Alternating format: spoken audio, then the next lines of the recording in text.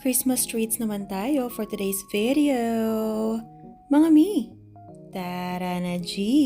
Tuwing Christmas party ng mga anak ko, automatic nang merong pa-treat para sa mga teachers nila. At ayan, gumawa tayo ng ating slice cakes.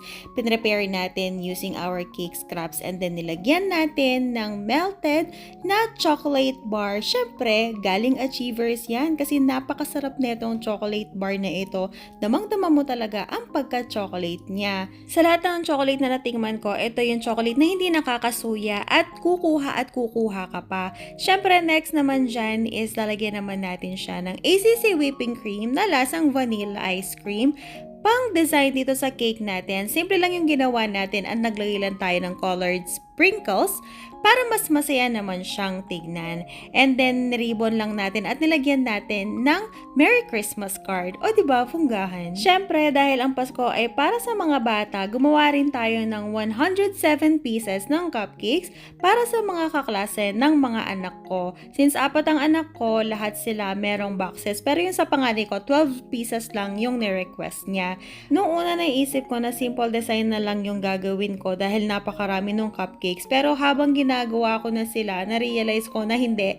Mas maganda and mas masayang tingnan pagka Christmas theme yung mga cupcakes at siguradong matutuwa ang mga bata.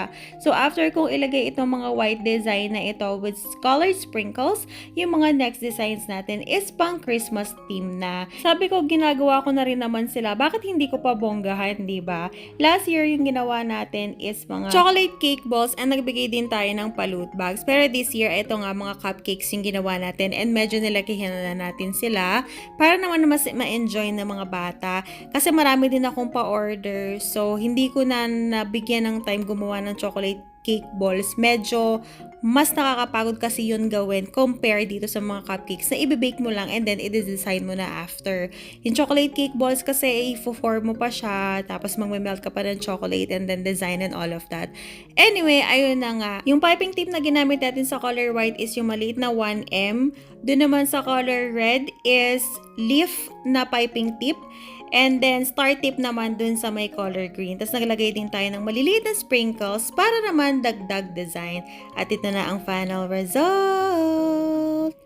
And that's it for today. See you on our next video. Bye!